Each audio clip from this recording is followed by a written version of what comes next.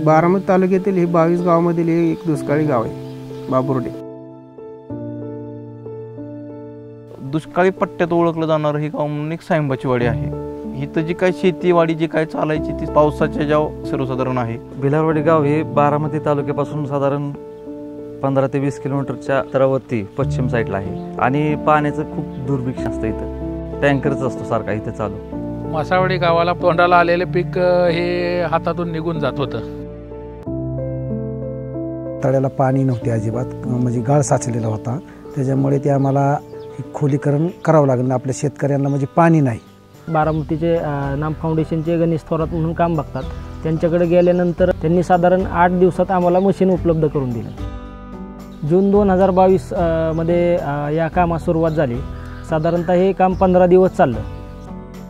काम चांगल्यापैकी झालं आणि काम करण्यासाठी जिल्हा परिषदेने डिझेल पुरवलं, शेतकऱ्यांनी ट्रॅक्टर दिले आणि नाम फाउंडेशनने मशिनी दिल्या. आता सध्या 150 एकर क्षेत्र ओलिताखाली आले.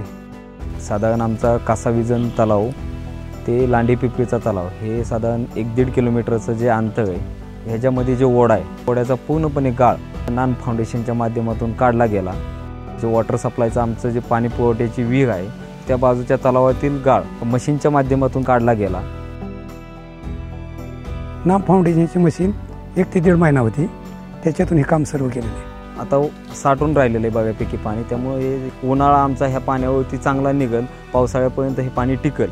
हे जे आपलं तलावाचे गाळ काढण्याचं काम 2022च्या एप्रिल-मे मध्ये झालेलं आहे.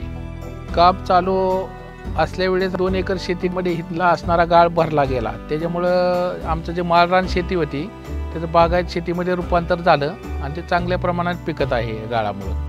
हे काम 13/5/2022ला चालू झालं होतं आणि साधारण 15 ते 20 दिवस हे काम चाललं होतं.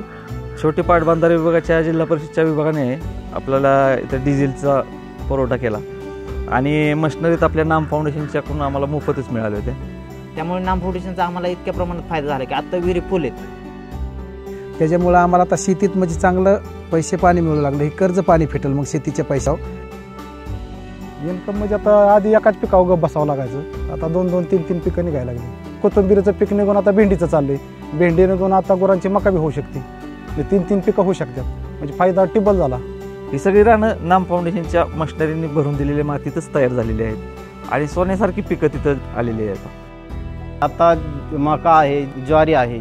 यानंतर आता जरी ज्वारी निघली तरी परत दुसरं पीक घेण्यासाठी आज अजून पाण्याची क्षमता आहे. गावामध्ये खूप मोठ्या प्रमाणात दुधाचा धंदा आहे. साधारण 3-4 हजार लिटरचं कलेक्शन दररोजचं संध्याकाळी आणि सकाळी या दररोज 2 टायमाचं आहे. साधारण माझ्याकडे आता 20 गाय आहेत. 20 गायामधनं 8-9 गाया दुधावर चालू आहे. 100 लिटर दूध जातं. सगळा मिळून खर्च अर्ज जाऊन 20-25 हजार रुपये महिन्याला गायांचा खर्च जाऊन येते. बाकीचा इतर खर्च आपला त्याच्यातनं निघतो. उत्पन्नात साधारण जर समजा पहिलं 5-50 हजार रुपयाचं जर हे झालं उत्पन्न निघालं तर आता 2 लाखापर्यंत जाते.